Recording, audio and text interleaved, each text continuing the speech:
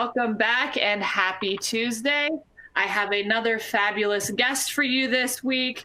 This week, we're going to be talking about the role of external communications. We will be looking once again from financial services lens, but this is applicable really across industries. And I have a longtime friend and former colleague in Christina Anderson, who is the Director of External Communications at BBVA USA. So Christina, thank you so much for being here, and I'm so happy to have you. Absolutely. Thank you for having me. Lovely to see your beautiful face again after all this time. And you too, with all the changes underway and with everything that we're going through and pandemic and being self-isolating, quarantined, however you may be at this point in time, it's great to see you either way.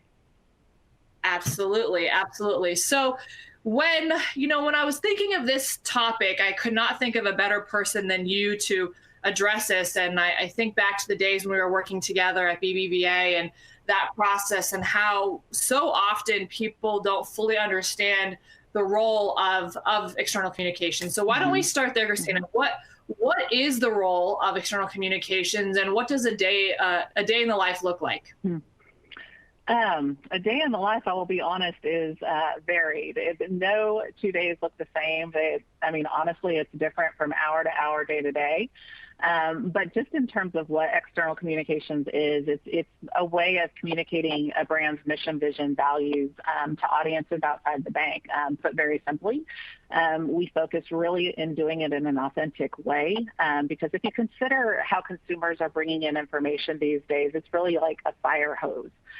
There's so many different ways that they can consume information. There's so many different channels that they get their information from. So for external communications with a brand, it's really a goal of portraying the mission, vision, the values of the organization in a cohesive way in order to break through some of that clutter that they're seeing. But then when they encounter your brand in any channel, they're hearing about it in the exact same way, no matter which channel that they're in.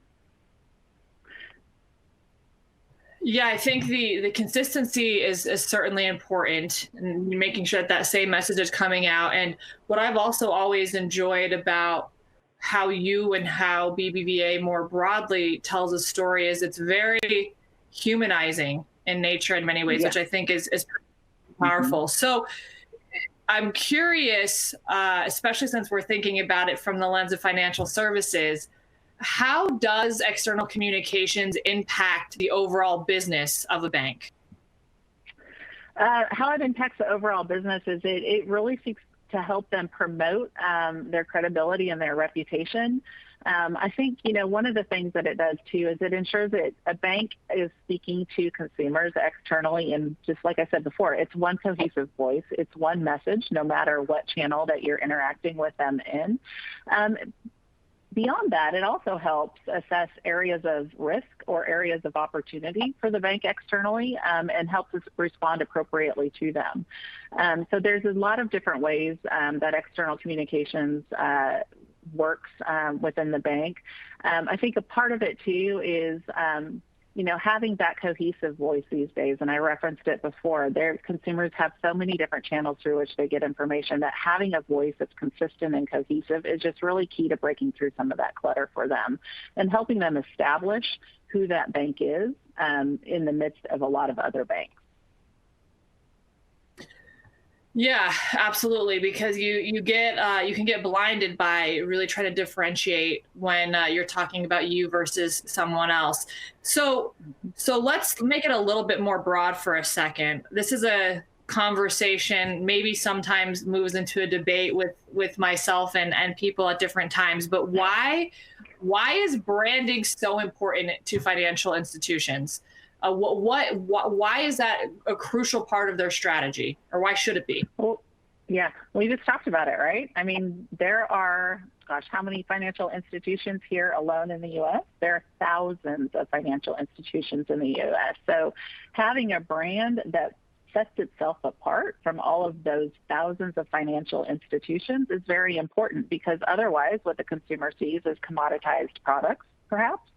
commoditized services. And they have to understand that there is a brand behind those products and services that makes them different, and that they understand what that brand stands for, who that brand is, in order to break through all of that clutter that they're seeing among the thousands of financial institutions. You're absolutely right there, and it's I think another thing that on that point that you have done and the institution has done very well. And speaking because I used to be there is, I talked a little bit about humanizing, and the current U.S. CEO in Javier Soler, I think does a fabulous job of being present. And so it's not just about the brand is in the institution, but it's about him as part of that brand, where as if you're someone who's following BBVA US, part of the US story and USA story, you're connected with Javier, and you almost feel like, without even having to know him, you know him a little bit, because he's so omnipresent in those messages as well, which I think is super powerful.